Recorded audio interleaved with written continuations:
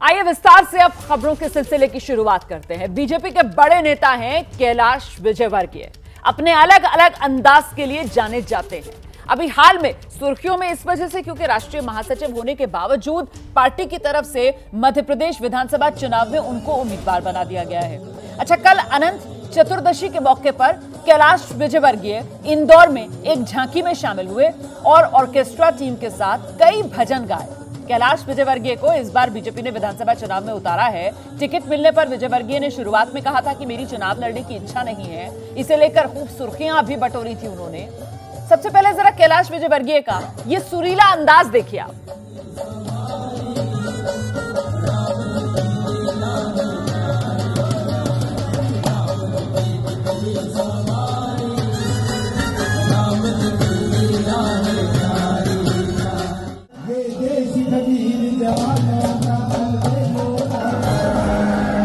लोग कह रहे हैं सनातन को समाप्त कर देंगे, क्या किसी ने माने दूध बुलाया कि सनातन को समाप्त कर दे?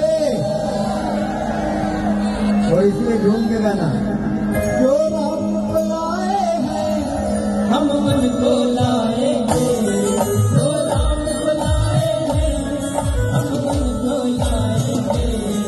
भारत में फिर से हो, भारत में फिर से हो, भगवान लहराएंगे।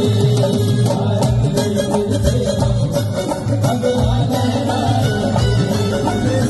सनातन को समाप्त कर सकते हैं क्या? खराब समाप्त हो जाएगा सनातन का? नहीं ना। क्यों क्यों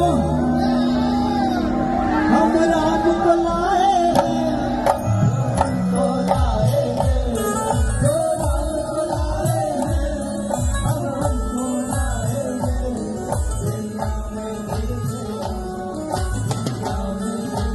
तो ये दो तस्वीरें आपके सामने, एक तरफ आप देख सकते हैं किस तरीके से कैलाश विजयवर्गीय उम्मीदवार पार्टी की तरफ से उनको बनाया गया है। इंदौर एक सीट से उनको चुनाव मैदान में उतार दिया गया है। अच्छा, इस बीच जो कैलाश विजयवर्गीय के बेटे हैं आकाश विजयवर्गीय, उनके समर्थकों की तरफ से हुंकार भरी जा रही है क्योंकि आकाश विजयवर्गीय जो हैं वो इंदौर 3 सीट से विधायक हैं और ऐसे में पार्टी में नियम है एक परिवार से एक व्यक्ति को ही टिकट देने का। तो कुल मिलाकर कयास इस बात के जोरों पर लगाए जा रहे हैं क्योंकि अब पिता कैलाश विजयवर्गीय को टिकट दे दिया गया है, इस वजह से बेटे आकाश विजयवर्गीय का टिकट कटना तय है और इस सब के बीच बेटे के समर्थकों ने भी हुंकार भरी। और आइए अब आपको सुना देते हैं विधानसभा उम्मीदवार बनाए जाने के बाद किस तरह कैलाश विजयवर्गीय ने दबी जुबान में ही सही लेकिन पहले आपत्ति जता दी थी। मेरी लड़ने की इच्छा ही नहीं, 1% भी इच्छा नहीं। एक माइंडसेट होता है ना लड़ने का। अपने को तो जाना भाषण, अब बड़े नेता हो गए, अब हाथ जोड़ने का जाएंगे तो भाषण देना और निकल जाना, भाषण देना और निकल जाना, ये सोचा था हमने। तो हमने तो प्लान यही बनाया था कि रोज 8 सभा करनी है, 5 हेलीकॉप्टर से और 3 कार, इस प्रकार रोज 8 सभा करनी है इस पूरे चुनाव में। और ये सब प्लान भी बन गया था, पर आप जो सोचते वो होता क्या? भगवान की जो इच्छा होती वही होता है। अब मुझे अभी विश्वास नहीं हो रहा है कि मैं उम्मीदवार हूँ, सच कह रहा हूँ मैं। और आइए सीधे रुक कर लेते हैं, हमारे साथ हमारे सहयोगी ब्रजेश राजपूत इस वक्त मौजूद हैं। ब्रजेश, जब से चुनाव में उम्मीदवार के तौर पर नाम का ऐलान कैलाश विजयवर्गीय का हुआ है, उसके बाद शुरू में तो हमने देखा था कि हैरानी जता रहे थे, वो बता रहे थे कि उनका तो मन नहीं था चुनाव लड़ने का, लेकिन अब धीरे धीरे कर उम्मीदवार के तौर पर पूरी तरीके से रमते हुए नजर आ रहे हैं कैलाश विजयवर्गीय। और इसीलिए अनंत चतुर्दशी का मौका और उसमें भजन गाते हुए समर्थकों की भारी भीड़ के बीच नजर आ रहे हैं कैलाश विजयवर्गीय। जी बिल्कुल, यही कैलाश विजयवर्गीय की ताकत है कि वो बहुत जल्दी नेता से कार्यकर्ता बन जाते हैं। अब तक भले वो बीजेपी के महासचिव रहे हैं मगर अब वो तुरंत कार्यकर्ता बन गए हैं और जहाँ जहाँ एक गणेश के पंडाल हैं वहाँ रोज़ जा रहे हैं, कार्यकर्ताओं से भेंट कर रहे हैं। आज ही सुबह हमने एक वीडियो देखा, उसमें एक कार्यकर्ता के साथ मोटरसाइकिल पर बैठे हुए और बाइक पर बैठ के बीजेपी की टोपी लगा के चले जा रहे हैं लोगों से मिलने के लिए। तो पहले उनको भले ही थोड़ा अटपटा लग रहा हो कि उनको कहाँ विधानसभा चुनाव में फंसा दिया। दूसरी बात ये भी कि अब वो चुनाव लड़ेंगे तो उनके बेटे की टिकट कट जाएगी, तो थोड़ा बहुत उनको अजीब लगा मगर उनको लग गया कि अब जो कुछ है यही करना है। तो अब वो रम गए हैं, पूरी तरह से बीजेपी का प्रचार करना शुरू कर दिया है। और जैसे कि उनको जिस व्यक्ति के खिलाफ लड़ाया जाएगा, कांग्रेस से जो फिलहाल विधायक हैं इंदौर 1 से संजय शुक्ला, तो उसके जी। घर भी गए वो। संजय शुक्ला के पिताजी जो विष्णु शुक्ला थे, उन्होंने विजयवर्गीय को नेता बनाने में काफ़ी बड़ा योगदान दिया था। तो उनके घर गए, उनको मनाया, उनके प्रति श्रद्धांजलि अर्पित की और पूरे घर को मनाने के बाद ही फिर वो निकले और वो सब जगह जाना शुरू कर दिया है। तो कैलाश जी की ये ताकत है कि बहुत जल्दी वो नेता से कार्यकर्ता बन जाते हैं। तो कार्यकर्ता भाव से जुट गए हैं। और मैं आपको बताऊं, मध्य प्रदेश में आने वाले दिनों में सबसे बड़े न्यूज़ मेकर कैलाश विजयवर्गीय होंगे। रोज ऐसा गाना बजाना कुछ ना कुछ करते रहेंगे कि रोज उनको खबरों बिल्कुल में बने रहेंगे। सुर्खियों में और बने खबरों के, रहना कैलाश विजयवर्गीय को आता है। और इसी वजह से अब मध्य प्रदेश विधानसभा चुनाव में जिस बात का जिक्र कर रहे थे ब्रजेश भी कि साहब, ये कैलाश कथा जो है वो आपको आए दिन सुनने के लिए मिलेगी। धन्यवाद आपका ब्रजेश इस जानकारी के लिए। मध्य प्रदेश विधानसभा चुनाव से जुड़ी एक बड़ी खबर आपको बता देते हैं। बीजेपी की लिस्ट जो अब आगे आएगी उम्मीदवारों की, उसमें बहुत संभावना मध्य प्रदेश के लिए जताई जा रही है कि इसमें कुछ और सांसदों के नाम शामिल किए जाएं। नई लिस्ट में ज्योतिरादित्य सिंधिया का नाम भी हो सकता है। ज्योतिरादित्य सिंधिया को शिवपुरी से चुनाव मैदान में उतारा जा सकता है। दरअसल अमित शाह 1 अक्टूबर को भोपाल पहुंच रहे हैं और हो सकता है इस दौरान नामों को लेकर चर्चा हो। तो ज्योतिरादित्य सिंधिया का नाम, सुधीर गुप्ता, वीरेंद्र कुमार, रोडमल नागर, ये वो नाम हैं जो फिलहाल सांसद हैं और इनके नामों को लेकर चर्चा है कि आने वाले समय में विधानसभा चुनाव में उम्मीदवार बनाकर इनको मैदान में उतारा जा सकता है। सीधे रुख करते हैं, मेरे साथ मेरे सहयोगी नीरज पांडे इस वक्त मौजूद हैं। नीरज, क्या जानकारी मिल रही है? बिल्कुल रोमाना, मैं आपको बता दूं, भारतीय जनता पार्टी की ये रणनीति है कि बड़े क्षेत्रीय क्षेत्रफों को चुनाव मैदान में उतारा जाए ताकि उनके नाम पर वोट बैंक को कंसोलिडेट किया जा सके। और मध्य प्रदेश में जैसे कि सर्वे रिपोर्ट्स आ रही हैं कि भारतीय जनता पार्टी और कांग्रेस के बीच में बहुत कांटे की टक्कर है। ऐसे में भारतीय जनता पार्टी अपने सभी बड़े अस्त्रों को मार्केट में उतारना चाहती है और कोई भी रिस्क नहीं लेना चाहती। ज्योतिरादित्य सिंधिया एक बड़ा चेहरा है, उनके चुनाव लड़ने से एक मैसेज जाएगा। बहुत सारे उनके फॉलोवर्स हैं जो उन्हें मुख्यमंत्री के रूप में भी देखना चाहते हैं या दूसरे बड़े पदों पे देखना चाहते हैं। तो ऐसे में भारतीय जनता पार्टी ऐसे उन सभी चेहरों को मार्केट में उतारना चाहती है जिनकी वजह से वोट बैंक को बचाए रखा जा सके या उनको उनकी वजह से दूसरी सीटों पे भी फायदा लिया जा सके। तो बड़ी जानकारी दे रहे हैं नीरज पांडे कि साहब, बीजेपी की रणनीति यही है कि तरकश में कोई तीर बाकी रखना नहीं चाहती है। सारे दिग्गजों को इस बार चुनाव मैदान में उतारने की रणनीति बीजेपी की तरफ से बना ली गई है। मध्य प्रदेश विधानसभा चुनाव जीतना है और बड़ी जीत सुनिश्चित करनी है, इसीलिए दिग्गजों पर यह बड़ा दाव जो बीजेपी की तरफ से लगाया जा रहा है। इस बीच एक और खबर आपको दे दूं, सांसदों मंत्रियों को टिकट देकर बीजेपी ने सबको चौंकाया और इसके पीछे की रणनीति क्या है, इसको लेकर अलग अलग कयास लग रहे हैं। अब सूत्रों के हवाले से बड़ी खबर यह है कि बीजेपी दरअसल राज्यों में जो नेता अपनी अपनी बड़ी बड़ी दावेदारी पेश करते हैं, चुनाव मैदान में उतारकर उनकी ताकत का टेस्ट ले रही है। चुनाव के नतीजे सामने आने के बाद समीक्षा होगी और नेताओं को आगे के लिए जिम्मेदारी देने पर विचार उसी के हिसाब से किया जाएगा। इसी पर और जानकारी के लिए सीधे आपको लेकर चलते हैं। हमारे साथ हमारे सहयोगी अंकित गुप्ता इस वक्त मौजूद हैं। और अंकित, अब ये तमाम कड़ियां इस रूप में भी जुड़ती हुई नजर आ रही हैं कि एक तरफ दिग्गजों को चुनाव मैदान में उतारा जा रहा है, दूसरी तरफ इन चुनाव में किसी एक चेहरे को बतौर मुख्यमंत्री आगे नहीं किया जा रहा है। मतलब सभी दिग्गज अपनी अपनी ताकत दिखा दें और फिर उसके हिसाब से आगे के लिए रणनीति तय की जाएगी। यही है प्लान? बिल्कुल रोमाना, यही है प्लान। और ये सिर्फ मध्य प्रदेश तक नहीं बल्कि आने वाले दिनों में जब राजस्थान और छत्तीसगढ़ के उम्मीदवारों का नाम भी सामने आएगा तो उन नामों में भी कई बड़े ऐसे चौंकाने वाले नाम सामने आ सकते हैं जिनके लिए चर्चा नहीं हो रही थी कि वो विधानसभा चुनाव लड़ेंगे। और फिलहाल क्योंकि मध्य प्रदेश की 2 लिस्ट सामने आ चुकी हैं, इस वजह से ये जो अभी हमारे पास में सूत्रों से जानकारी निकल के सामने आई है कि बीजेपी की आला कमान की तरफ से साफ तौर पर कह दिया गया है कि अगर आप देखते हैं या आपके समर्थक चाहते हैं कि आपको राज्य में बड़ी जिम्मेदारी मिले तो उसके लिए आपको जनता के बीच जाना होगा। आप सांसदी का चुनाव लड़ चुके हैं, केंद्र में मंत्री रहे, इस बात से फर्क नहीं पड़ता। अगर आपको जो है राज्य में, यानी कि जो कई समर्थक ऐसे ना जो अपने नेताओं को मुख्यमंत्री के तौर पर देखना चाहते हैं, बड़ी जिम्मेदारी दिलवाना चाहते हैं, तो उनको बड़ी जिम्मेदारी तभी मिल सकती है जब वो विधानसभा चुनावों में जनता के बीच जाएंगे, जीत हासिल करेंगे। और सिर्फ इतना ही नहीं, जीत हासिल करने के बाद में अगर पार्टी को बहुमत मिलता है तो उसके बाद में किसका कितना योगदान रहा है, किसके समर्थन में कितने विधायक हैं, इन सारे जो संभावनाओं को देखते हुए, सभी समीकरणों को देखकर आगे का फैसला लिया जाएगा। लेकिन सबसे महत्वपूर्ण यहां पर यह बात हो जाती है जिसका जिक्र अंकित गुप्ता कर रहे थे कि तमाम दिग्गज, और ये दिग्गज न सिर्फ वो एक सीट जहां से इनको चुनाव मैदान में उतारा जाता है बल्कि इनके प्रभाव में आने वाली उस इलाके की अन्य सीटों पर पार्टी का प्रदर्शन किस तरीके का रहता है, उसके आधार पर आगे की रणनीति तय की जाएगी। बहुत धन्यवाद आपका अंकित गुप्ता, नीरज पांडे, इस तमाम अपडेट के लिए। खबर दिल्ली से है। जहां 25 करोड़ की चोरी के मामले में बड़ा खुलासा हुआ है। छत्तीसगढ़ से 2 आरोपियों को हिरासत में लिया गया है और दोनों से पुलिस पूछताछ कर रही है। सामान रिकवरी के लिए भी कई जगहों पर इस वक्त छापेमारी चल रही है। दिल्ली में भोगल इलाके में ये 25 करोड़ की चोरी को अंजाम दिया गया था। देखिए किस तरीके से दीवार के जरिए रास्ता बनाकर शोरूम में घुसकर 25 करोड़ की चोरी थी जिसको अंजाम दिया गया था।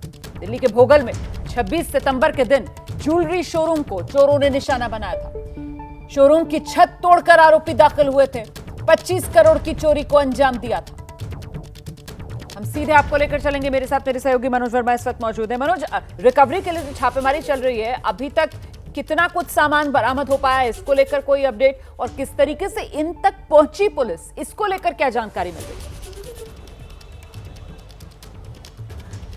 जी बिल्कुल, देखिए रोमाना, आपको बताना चाहूँगा जिस तरीके से इस चोरी की सनसनीखेज वारदात को अंजाम दिया गया था, उसके बाद दिल्ली पुलिस की जो लोकल टीम है, यानी कि जो थाने की टीम है, वो तो इस मामले की जांच कर ही रही थी, साथ ही साथ क्राइम ब्रांच की टीम भी इस मामले की जांच कर रही थी और तमाम जो इलाके में सीसीटीवी फुटेज थी, पुलिस ने उस फुटेज को खंगाला। इसके अलावा इलेक्ट्रॉनिक सर्विलांस के जरिए पुलिस को इन 2 लोगों के बारे में पता चला है। हालांकि पुलिस ने अभी नामों का खुलासा नहीं किया है कि आखिरकार ये दोनों लोग कौन है, लेकिन ये साफ हो चुका है कि चोरी की वारदात को इन्होंने अंजाम दिया था। फिलहाल इनको छत्तीसगढ़ से हिरासत में लिया गया है। कुछ सामान पुलिस ने रिकवर भी कर लिया है। इनसे लगातार पूछताछ की जा रही है और पूछताछ यही की जा रही है कि क्या ये सिर्फ दोनों ही इस पूरी चोरी की वारदात में शामिल थे या इनके साथ कुछ और भी इनके साथी थे। तो फिलहाल इनको अभी छत्तीसगढ़ से दिल्ली लाया जा रहा है और जब और इनसे डिटेल इंटरोगेशन की जाएगी तब ये खुलासा पूरा हो पाएगा कि आखिरकार इन्होंने किस तरीके से सनसनीखेज चोरी की वारदात को अंजाम दिया था, इनके साथ कौन कौन शामिल था, किस तरीके से प्लान किया गया था। जो जानकारी हमें मिली है कि चोरी के किसी सामान को ये बेचने के लिए जा रहे थे, तब पुलिस को एक इनपुट मिला था और उसके बाद इनकी गिरफ्तारी हुई। तो कहीं ना कहीं पुलिस को ये लग रहा है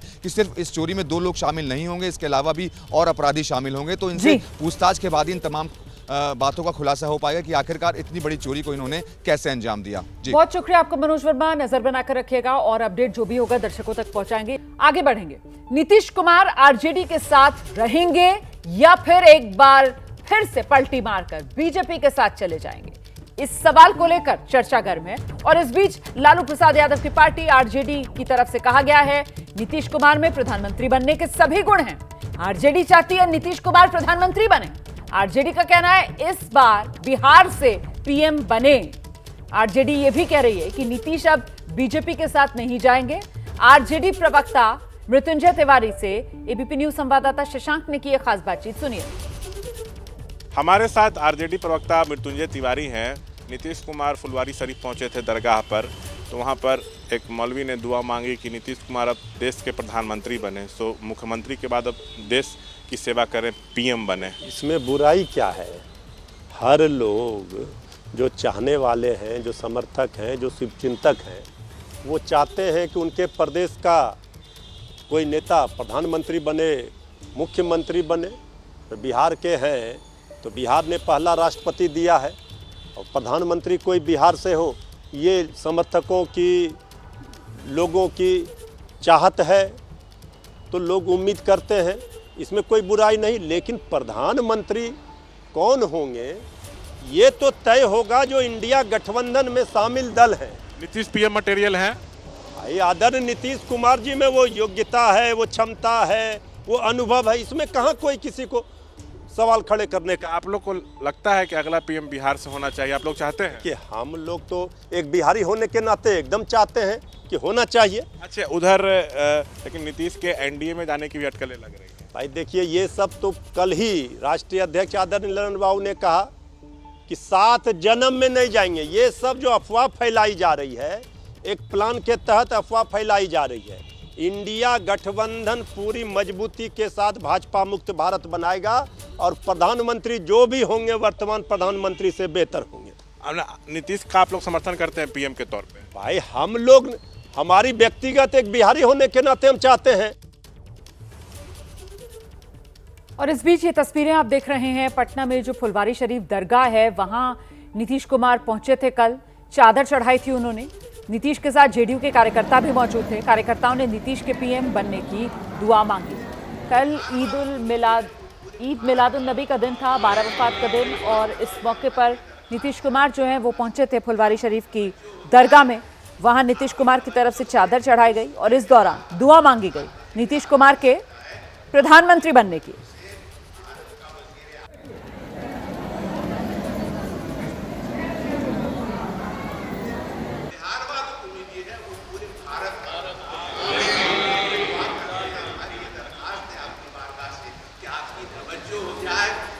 इस वक्त की बड़ी खबर आपको बता दें, जयपुर से आ रही है, जहां कनौता थाना इलाके में एक महिला का अधजला शव बरामद हुआ है। महिला कौन है, उसकी पहचान क्या है, शिनाख्त नहीं हो पाई।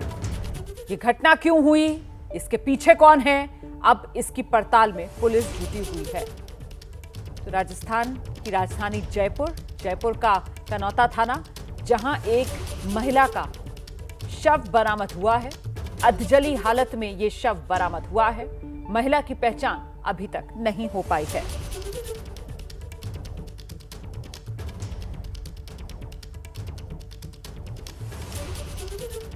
इस बात की हमारे को सूचना मिली, ऐसा तो मैं और चेतक डीओ मौके पर पहुंचे हैं। यहाँ आसपास के लोग बागी भी इकट्ठे हुए हैं, सबसे हमने पूछा भी है।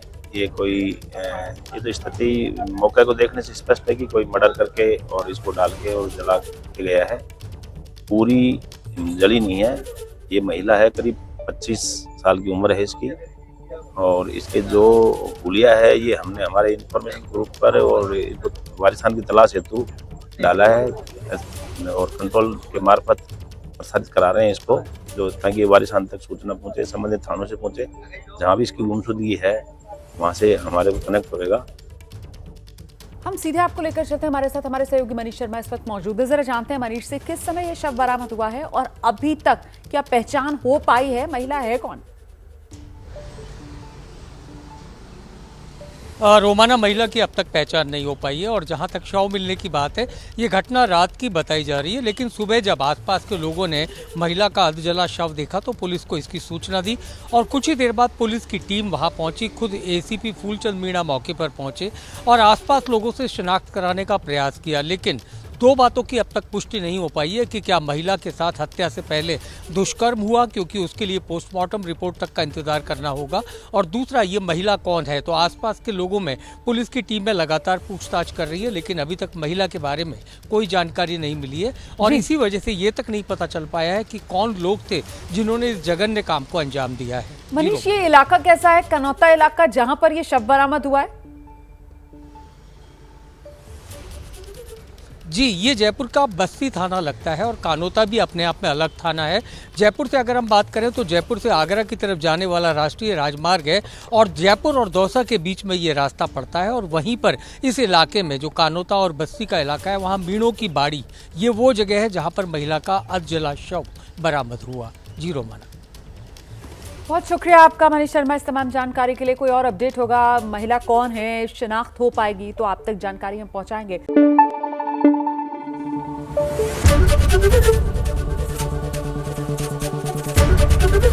एबीपी न्यूज आपको रखे आगे।